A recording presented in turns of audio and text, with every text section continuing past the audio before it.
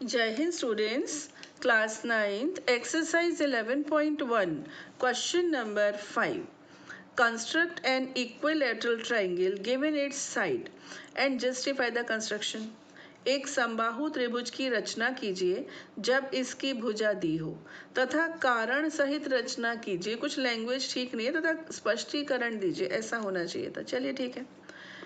इसको बनाने के दो मेथड्स हैं। पहला कि हम साइड के हिसाब से बनाएं, दूसरा हम एंगल के हिसाब से बनाएं। अब अगर साइड के हिसाब से हो तो जैसे उन्होंने साइड तो दी नहीं है ना, अपने मन से हमने ले ली, कोई भी ले ली, समझो 5 सेंटीमीटर हमने ले ली, ठीक है।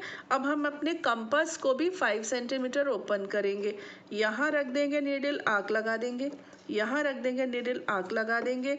इस तरह से जो पॉइंट ऑफ इंटरसेक्शन आएगा उसको ज्वाइन कर देंगे। तो ये 5, तो ये भी 5, ये भी 5, क्योंकि आपने 5 सेंटीमीटर का आर्क लगाया है। लेकिन यहाँ पर उन्होंने साइड नहीं दी है, इसका मतलब साइड की इम्पोर्टेंस भी नहीं है। इम्पोर्टेंस किसकी है? एंगल की। क्यों? क्योंकि इस चैप्टर में हम एंगल बनाना सीख रहे हैं, वो भी हेल्प ऑफ कंपास, है ना। कंपास की मदद से हम एंगल बनाना सीख रहे हैं। तो यहाँ पर बच्चों इम्पोर्टेंस एंगल की है। तो फिर यहाँ क्या करेंगे हम? चलिए इसको हम डायरेक्ट करके आपको दिखाते हैं कि हम यहाँ पर फिर क्या करें।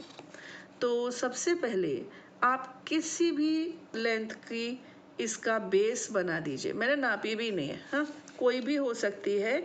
इसका नाम समझो मैंने ए बी रख दिया, ठीक। अब बच्चों हम क्या करेंगे? आपको मालूम है कि किसी भी इक्विलैटरल ट्रायंगल के तीनों एंगल्स 60 ईच होते हैं। ये भी 60 डिग्री, ये भी 60 डिग्री और ये भी 60 डिग्री, ठीक। हम क्या करेंगे? ए पर सेंटर ए को लेंगे, ए को सेंटर लेकर एक पहले 60 डिग्री का एंगल बनाएंगे। कैसे बनता है एंगल? एक हम आर्क लगा देते हैं अंदाज से, कोई भी लेंथ का, हाँ। फिर ये जो इंटरसेक्शन पॉइंट आता है यहाँ से ऐसे कट लगा देते हैं। अब यहाँ ही एंगल 60 डिग्री का एंगल हम बी पर भी बनाएंगे। तो इस तरह से एक इंडिपेंडेंट आर्क लगेगा बच्चों। फिर ये जो पॉइंट ऑफ आएगा ना यहाँ पर, intersection of this line segment and arc, इसको सेंटर ले लेंगे और ऐसे आर्क लगा देंगे, ठीक। इस तरह से यहाँ भी 60 का एंगल और यहाँ भी 60 का एंगल, ओके। मैं यहाँ पर पेन की हेल्प ले रही हूँ जिससे कि आपको बहुत अच्छे से ये लाइंस दिख जाए, ठीक। ऐसे ही यहाँ पर ज्वाइन किया ये पॉइंट और ये ऐसे, ठीक। ऐसे हमने ज्वाइन कर दिया। थोड़ा सा मेजरमेंट मेरा हो गया यहाँ आके, चलो कोई बात नहीं, दिख तो रहा है आपको, है ना। ये इनका पॉइंट ऑफ इंटरसेक्शन है। तो ये एंगल है ना, ये वाला, ये ऑटोमेटिकली ये भी 60 डिग्री का ही होगा। अच्छा आप मुझे बताइए ऐसा क्यों होगा? आपके माइंड में रीजन आ रहा है कि ये 60 का क्यों होगा? ये दो तो चलो हमने नाप कर बना दिए, 60 का क्यों होगा? ऊपर वाला इसको पहले नाप कर देखें आया भी कि नहीं। बाबा हमारी इंसल्ट मत करा देना। परफेक्ट है, ये देखो परफेक्ट। ये देखो ये 60 डिग्री से जा रही है ना लाइन, ये देखो 60 से जा रही है, ये इसके ऊपर लाई कर रही है।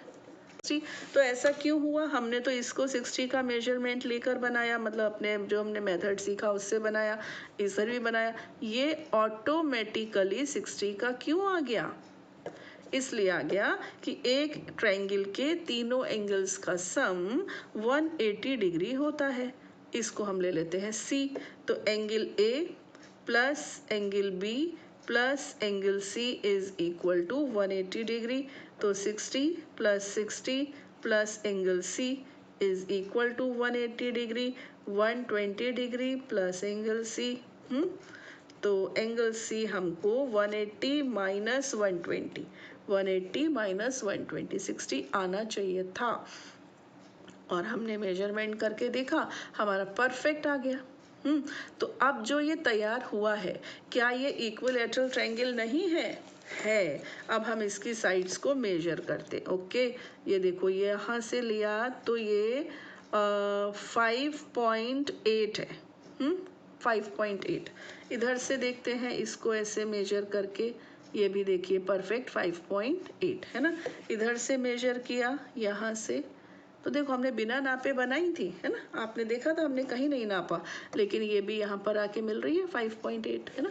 0.00 उतना तो डिफरेंस क्योंकि चलता है, क्योंकि हम पेन से बना रहे, आप बनाओगे शार्प पेंसिल से तो परफेक्ट बनेगा। ठीक, तो हम इसमें साइड के हिसाब से नहीं बच्चों, एंगल के हिसाब से बनाएंगे, क्योंकि साइड की इंपॉर्टेंस इसमें उन्होंने दी ही नहीं है, और ये चैप्टर एंगल्स का है। ठीक है, अब हम आते हैं स्टेप्स पर। स्टेप सबसे पहले आएगा draw a line segment A B of any length. ठीक, हिंदी वाले बच्चों के लिए मैं बोल देती हूँ। ओके, आप लिखेंगे किसी भी लंबाई का रेखाखंड ए बी खींचा। ओके, किसी भी लंबाई का रेखाखंड ए बी खींचा। उसके बाद second, make the angles of 60 degree each at both the ends of line segment AB। Okay, Hindi वाले लिखेंगे कि रेखाखंड AB के दोनों अंत बिंदुओं पर 60 डिग्री के कोण बनाए। ठीक, रेखाखंड AB के दोनों अंत बिंदुओं पर 60 डिग्री के कोण बनाए। ठीक, थर्ड हो जाएगा let they intersect at point C। माना वे बिंदु C पर प्रतिच्छेद करते हैं, या वे की जगह वे किरणें, माना वे किरणें बिंदु C पर प्रतिच्छेद करती है। लेट दीज, दे की जगह कर देना दीज रेज।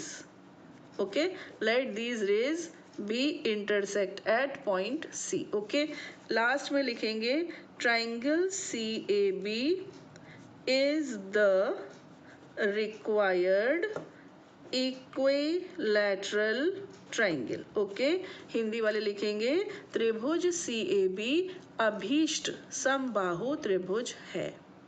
यहाँ तक हमारा कंस्ट्रक्शन सब स्टेप्स के समेत कंप्लीट हो गया। लास्ट चीज बस ये जस्टिफिकेशन, ऐसा क्यों हुआ? तो ऐसा इसलिए हुआ कि इसका जस्टिफिकेशन हम लिखेंगे, यहाँ पर हेडिंग डाल देंगे जस्टिफिकेशन। ठीक, यहाँ लिखेंगे त्रिभुज नहीं, इक्विलैटरल ट्रायंगल, हिंदी में लिख दूं समबाहु, किसी समबाहु त्रिभुज के तीनों कोण